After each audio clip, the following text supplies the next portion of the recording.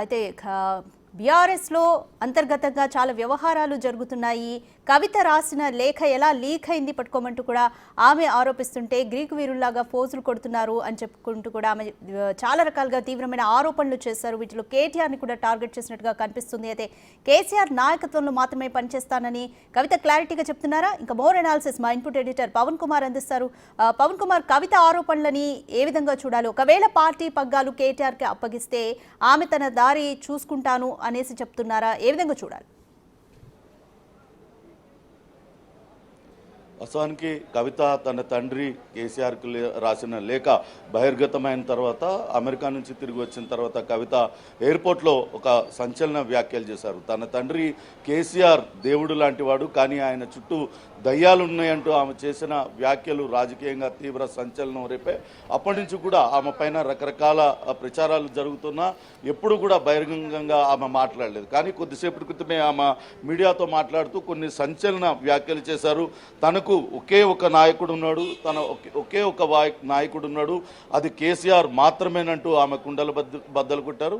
ఎవరు నన్ను ఆ పార్టీ నుంచి బయటికి పంపించే సీన్ ఎవరికీ లేదంటూ ఆమె చెప్తున్నారు. వాస్తవానికి 2006 నుంచే తాను కడుపులో బిడ్డ ఉన్న సమయంలోనే కేసీఆర్ గెలుపు కోసం తాను అహర్నిశం పనిచేశాను.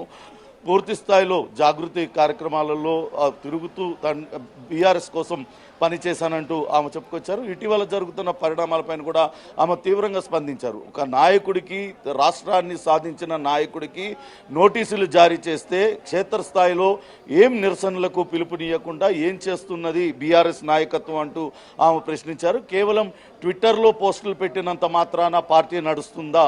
అసలు క్షేత్రస్థాయిలో ఎలాంటి కార్యాచరణ తీసుకున్నారంటూ ఆమె తీవ్ర స్థాయిలో మండిపడ్డారు. అసలు వాస్తవానికి తాను జూన్ 3వ తారీఖున కేసీఆర్కు కాళేశ్వరం కమిషన్ ఇచ్చిన నోటీసులపైన నిరసన తెలియజేయాలనుకున్నాను. కానీ ఈలోపే తన పైన కుట్ర జరుగుతుంది, తన వెనకాల కుట్ర జరుగుతుందనే విషయం తనకు తెలుసు.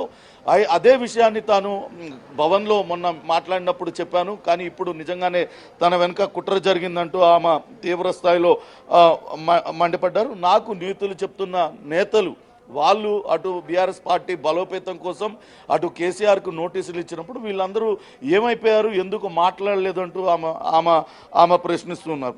బీఆర్ఎస్ పార్టీలో కోవర్టులు ఉన్నారంటే మరి కోవర్టులను ఎందుకు బయటికి పంపడం లేదంటూ ఆమె ప్రశ్నించారు. మొదటి నుంచి కూడా ఆమె ఒకటే డిమాండ్ చేస్తూ వచ్చారు. తాను తన తండ్రికి అనేక మార్లు గత 25 సంవత్సరాలుగా అనేక లేఖలు రాశాను, కానీ ఎప్పుడూ లేనిది ఇప్పుడే ఈ లేఖ ఎందుకు బహిర్గతం కావాలి? ఆ లేఖను బహిర్గతం చేసిన వాళ్ళు ఎవరో బయట పెట్టాలంటూ ఆమె డిమాండ్ చేస్తున్నారు. ఎందుకు నా పైన ఇటువంటి కుట్రలు చేస్తున్నారు? ఇంటి ఆడపడుచు పైన ఇటువంటి కుట్రలు చేయడం ఎంతవరకు సమంజసం అంటూ ఆమె ప్రశ్నిస్తూ ఉన్నారు. ఇవన్నీ కూడా నేరుగా కేటీఆర్ను ఉద్దేశించే ఆమె సంధించే ప్రశ్నలాగా అనిపిస్తుంది. ఇక్కడ సోషల్ మీడియా వేదికగా రకరకాల ప్రచారాలకు తెరతీస్తున్నారు.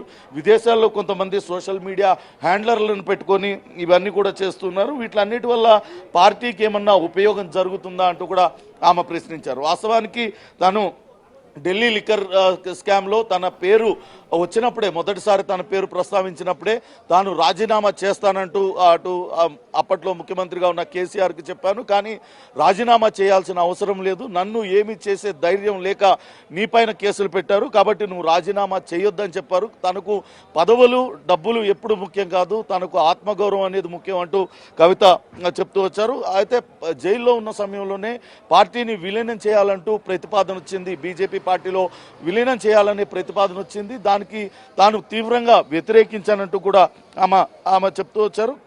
ఇంకా పార్టీలో జరుగుతున్న అనేక విషయాలను ప్రస్తావించారు. కాలేజీలు, అటు పార్టీ నాయకుల కాలేజీలపైకి బుల్డోజర్లు వచ్చినప్పుడు ఈ పార్టీలో ఉన్న నాయకులు ఎందుకు మాట్లాడలేదు? వాళ్ళు కేవలం బీఆర్ఎస్ పార్టీ బీఫాముల పైన పోటీ చేయడమే వాళ్ళు చేసిన నేరం అంటూ చెప్పారు. రేవంత్ రెడ్డి పూర్తిగా అసమర్థ పాలన కొనసాగిస్తున్నాడంటూ కూడా ఆమె విమర్శిస్తూనే పార్టీ నేతలకు పంచుల మీద పంచులు ఇచ్చారనే మనం చెప్పాలి. బీఆర్ఎస్లో పార్టీలో కొంతమంది నేతలు అటు కాంగ్రెస్ పార్టీకి అనుకూలంగా పనిచేస్తున్నారు, కొంతమంది బీజేపీకి అనుకూలంగా పనిచేస్తున్నారు.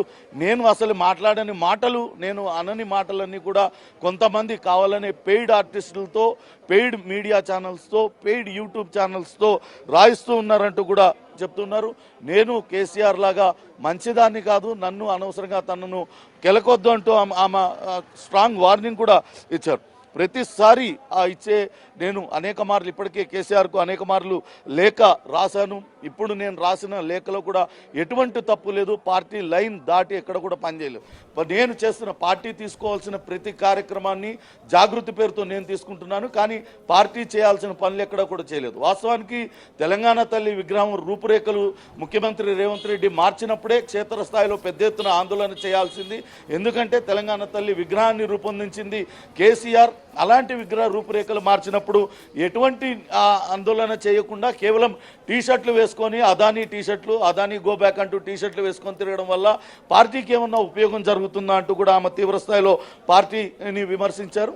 అయితే పార్టీ మీకు అటు కాంగ్రెస్ గడిచిన 2013లో మాత్రమే తెలంగాణ కోసం అటు కాంగ్రెస్ అధిష్టానంతో మాట్లాడాల్సి వచ్చింది. అప్పట్లో ఆస్కార్ ఫెర్నాండెస్తో తాను మాట్లాడడం తప్పించి ఆ తర్వాత ఎప్పుడు కూడా కాంగ్రెస్ నేతలతో తాను మాట్లాడలేదు. కానీ పని కట్టుకొని నా పైన కొంతమంది ఇటువంటి కథనాలన్నీ కూడా రాపిస్తూ ఉన్నారు.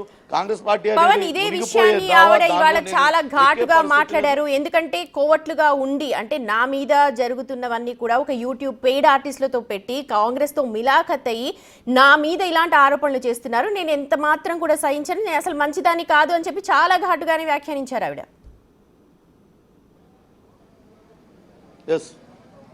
అదే విషయం చెప్తూ ఉన్నారు. తనను కెలికే ప్రయత్నం చేయొద్దు, నేను నోరు విప్పితే చాలా మాట్లాడాల్సి వస్తుందంటూ కూడా ఆమె వార్నింగ్ ఇచ్చారు. కావాలనే తన ఆత్మగౌరవాన్ని దెబ్బతీసే విధంగా వ్యవహరిస్తున్నారు. తన నాయకుడు కేసీఆర్ మాత్రమే, తన పార్టీ బీఆర్ఎస్ పార్టీ మాత్రమే తనను బీఆర్ఎస్ నుంచి బయటకు పంపిస్తే ఎవరికి లాభం జరుగుతుందో మీకే తెలుసు కదా అంటూ ఆమె మాట్లాడుతూ ఉన్నారు. మొత్తం మీద అయితే అటు నేరుగా కేటీఆర్ పైన ఆమె ఇటువంటి వ్యాఖ్యలు చేశారనే వాదనకు బలం చేకూరుతుంది.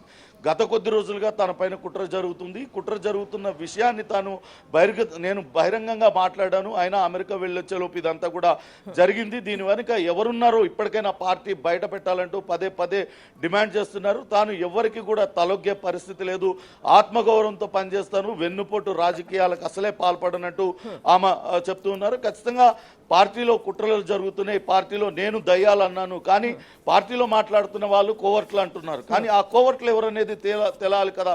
పార్టీ ఆ కోవర్ట్లను ఎందుకు ఇంకా వాళ్ళని ఎంకరేజ్ చేస్తుందనే ప్రశ్నను కవిత సంధిస్తుంది.